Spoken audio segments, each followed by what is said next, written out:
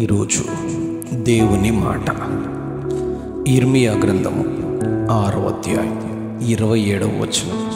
వారిని నీకు లోహపు తుంటగాను నేను నియమించి ఉన్నాను. వారిని నీకు లోహపు తుంటగాను నేను నియమించి ఉన్నాను. నీవు నా జనుల మార్గమును తెలుసుకుని పరీక్షించున్నట్లు నిన్ను వారికి వన్నె చూచువానిగాను వారిని నీకు లోహపు తుంటగాను నేను నిన్ను నియమించి ఉన్నాను.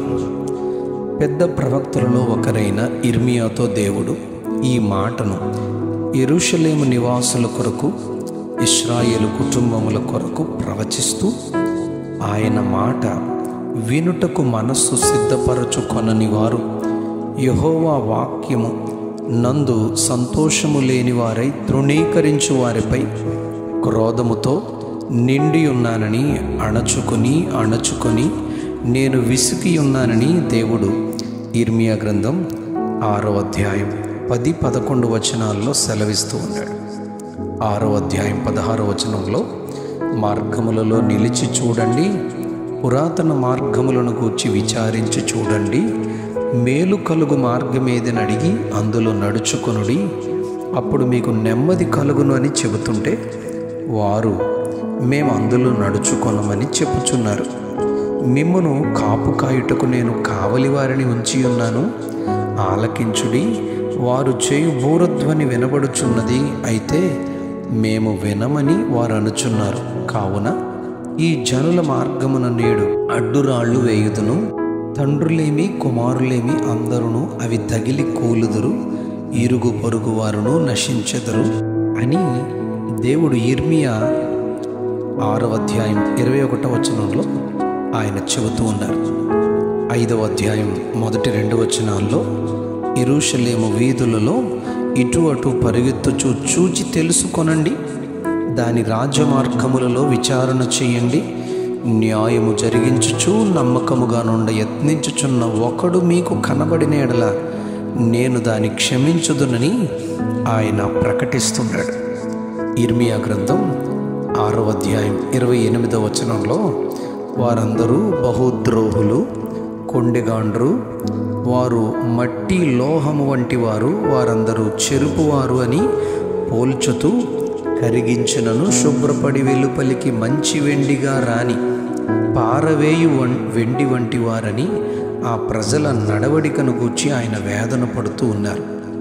వారిని అలా విడిచిపెట్టడం దేవునికి ఇష్టం లేక దేవుడు ఇర్మియా ప్రవక్తను ఒక లోహపు తుంటగా పోల్చుతూ వారికి మారు మనసు పొందునట్లుగా 6వ అధ్యాయం 26వ వచనంలో, నా జనమా, పాడు చేయువాడు హఠాత్తుగా మీ మీదికి వచ్చుచున్నాడు, గోనె పట్ట కట్టుకుని బూడిద చల్లుకొనుము, ఏక కుమారుని గూర్చి దుఃఖించున్నట్లు దుఃఖము సలుపుము, ఘోరమైన దుఃఖము సలుపుమని హెచ్చరిస్తున్నాడు ప్రభు.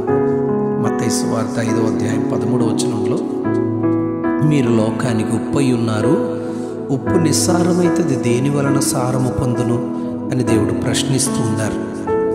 5వ అధ్యాయం 14వ వచనంలో, మీరు లోకమునకు వెలుగై ఉన్నారు, వెలిగించిన దీపము ఆ వెలుగు ఇంటనున్న వారికి అందరికీ కనబడుటకు వెలుగిచ్చుటకై దీపస్తంభం మీద పెట్టాలి కానీ దానిని కొంచెము క్రింద మంచము క్రింద పెట్టరు అని దేవుడు తెలియచేస్తూ ఉన్నాడు. దేవుని ప్రజలు ఇలాగున తమ నడవడిక జీవితములో సాక్ష్యములుగా లేని సమయాలలో హెచ్చరించేవారిని, ఖండించేవారిని, బుద్ధి చెప్పేవారిని వారి యొద్దకు దేవుడు పంపించారు. వారు తమ నడవడికను సరిచేసుకుని బాగుపడిన వారు ఉన్నారు, తిరుగబడి నాశనమైన వారు కూడా ఉన్నారు. 1 సమూయేలు గ్రంథం 15వ అధ్యాయం 9వ వచనంలో, రాజైన సౌలుతో అమాలేకీయుల సర్వమును నాశనము చేయమని చెప్పగా, సంపదలోని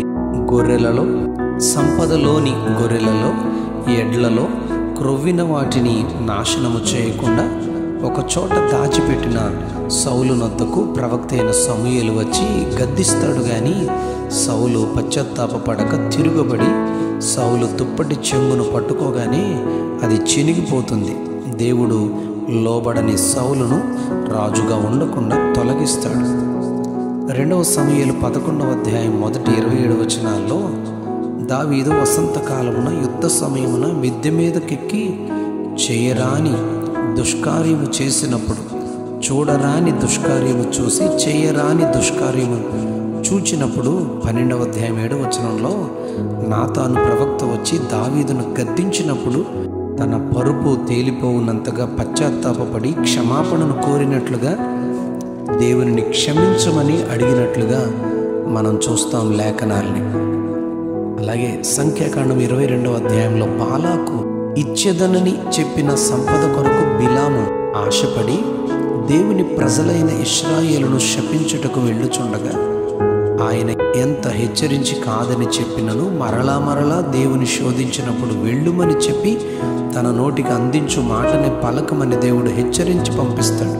కానీ తాను వెళ్ళుచున్న త్రోవలో గాడిద తనతో మాట్లాడినట్టు, ముండ్ల కంచెల మధ్య తన కాళ్లను గాయపరిచినట్లు చదువుతాం. నిజమే, దేవునికి విరోధంగా ఆయన మాటకు అవిధేయులముగా నడుచుకునే మనకు ఆయన వాక్యము ద్వారా, కలల ద్వారా, స్వప్నముల ద్వారా, సేవకుల ద్వారా, ప్రవచనాల ద్వారా దేవుడు హెచ్చరిస్తాడు. మార్గమును సరిచేసుకోమని బాగుపడినట్లు ఇర్మియా లాంటి ప్రవక్తల ద్వారా హెచ్చరించి కొలిమిలో పెట్టిన లోహపు తుంట ద్వారా కరిగించి శుద్ధిపరచి తిరిగి మొదటి దీవెన ఆశీర్వాదము ఆనందం పొందుకున్నట్లు ఆయన సందేశము సిద్ధపరుస్తారు. అలాగున్న మనమును సరిచేయబడి మొదటి దీవెనను కృపను పొందుకొనున్నట్లుగా ఆయనే సహాయము చేయునుగాక. Amen, amen, amen. వారిని నీకు లోహపు తుంటగాను నియమించి ఉన్నాను. వారిని నీకు లోహపు తుంటగాను నియమించి ఉన్నాను. ఆమెన్.